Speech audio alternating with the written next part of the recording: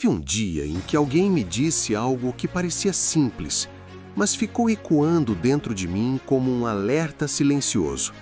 Essa pessoa falou assim: eu trabalho, eu me esforço, eu acordo cedo todos os dias, mas no fundo, eu sinto que estou vivendo ocupado demais para alguém que não sabe exatamente para onde está indo. Talvez essa frase tenha sido dita por outra pessoa, mas talvez ela seja exatamente o que você nunca conseguiu colocar em palavras. Porque o problema não é falta de fé, não é falta de capacidade, não é preguiça.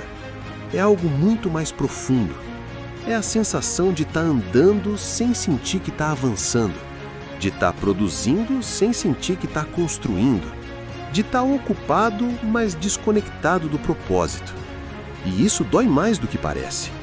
Muita gente acha que crise de propósito acontece só com quem não faz nada da vida. Mas a verdade é que ela aparece principalmente em quem faz demais, em quem trabalha muito, em quem se cobra, em quem quer acertar. Tem pessoas que não estão paradas na vida, elas estão cansadas. Cansadas de tentar fazer dar certo, cansadas de escolher caminhos que parecem corretos, mas que não trazem paz. Cansadas de orar, trabalhar, insistir e ainda assim se perguntar: será que é isso mesmo que Deus tem para mim? E aqui está algo que quase ninguém fala com clareza. É possível estar trabalhando, ganhando dinheiro, sendo responsável e ainda assim estar fora do centro do propósito. Porque propósito não é só produzir. Propósito é produzir no lugar certo, no tempo certo, com o coração alinhado. Muita gente confunde propósito espiritual com algo distante da vida prática, como se propósito fosse só ministério, igreja, altar e trabalho fosse só sobrevivência. Mas isso não é bíblico. Isso é uma separação que a gente criou. Na Bíblia, propósito nunca foi separado da vida real. José teve propósito dentro de um sistema injusto. Ele foi vendido, traído, esquecido. Trabalhou como escravo, administrou a casa de um homem que não era da sua fé. Foi acusado injustamente, preso, esquecido de novo. Mas mesmo na prisão, ele não perdeu a consciência de quem era. O propósito não o livrou do processo. O propósito o sustentou dentro dele.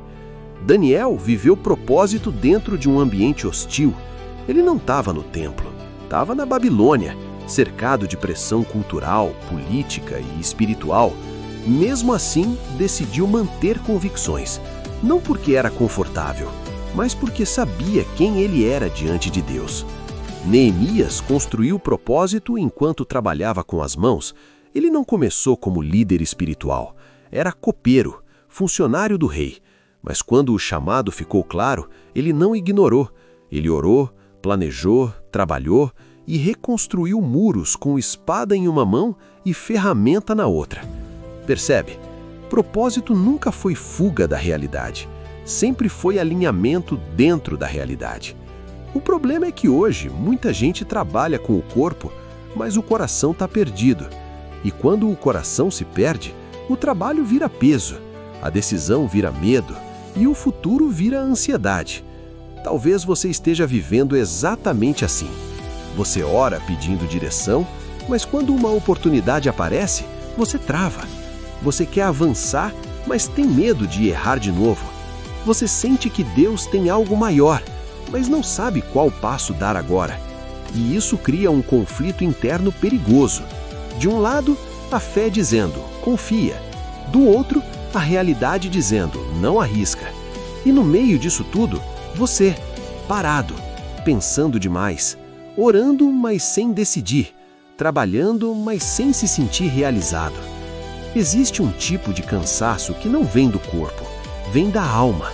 É o cansaço de viver longe do próprio chamado, mesmo fazendo coisas boas, porque nem tudo que é bom é seu, nem toda oportunidade é direção, nem todo caminho aberto é propósito. Às vezes você está exausto não porque está fazendo demais, mas porque está fazendo o que não deveria estar fazendo há tanto tempo. E o pior, você se sente culpado por pensar assim. Mas eu tenho um emprego, mas eu estou sendo responsável, mas poderia ser pior. Sim, poderia. Mas viver no automático também é uma forma silenciosa de se perder. Tem gente que está esperando um sinal sobrenatural gigantesco, uma voz audível, um evento extraordinário, quando na verdade o primeiro passo do propósito quase sempre começa com uma pergunta honesta: o que está desalinhado dentro de mim? Propósito não começa com palco, começa com consciência. Talvez o que está faltando não seja uma nova oportunidade. Talvez seja coragem para ajustar a rota. E deixa eu te dizer algo importante. O maior inimigo do propósito não é o erro, é o medo de errar de novo.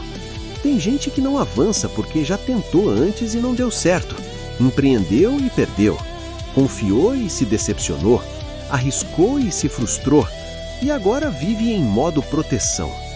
Mas proteção em excesso vira prisão. Você começa a escolher sempre o caminho mais seguro, mais previsível, mais confortável. Só que propósito quase nunca é confortável no início.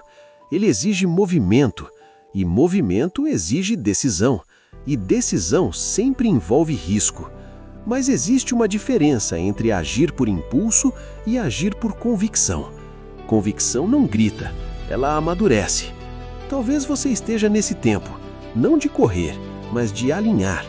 Tempo de revisar motivações, tempo de entender seus talentos, tempo de perceber onde você se sente vivo de verdade. Porque propósito tem sinais. Ele não é só sobre dinheiro, não é só sobre reconhecimento, não é só sobre estabilidade, é sobre coerência interna. Quando você está alinhado, até o cansaço faz sentido. Quando você está desalinhado, até o sucesso parece vazio. E aqui vai uma verdade difícil. Às vezes Deus não está te tirando de onde você está. Ele está te ensinando a mudar a postura dentro do lugar onde você já está.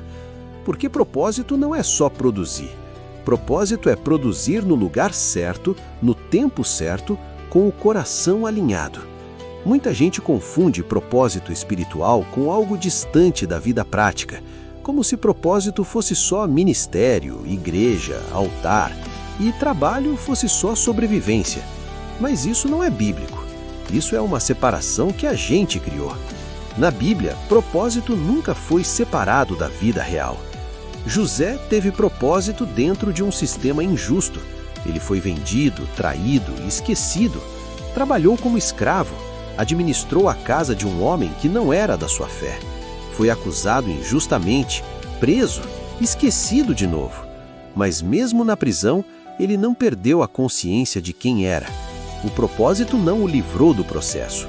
O propósito o sustentou dentro dele.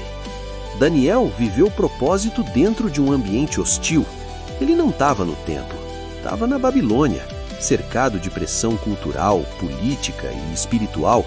Mesmo assim, decidiu manter convicções. Não porque era confortável, mas porque sabia quem ele era diante de Deus.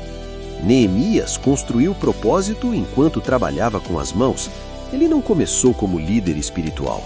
Era copeiro, funcionário do rei. Mas quando o chamado ficou claro, ele não ignorou. Ele orou, planejou, trabalhou e reconstruiu muros com espada em uma mão e ferramenta na outra. Percebe?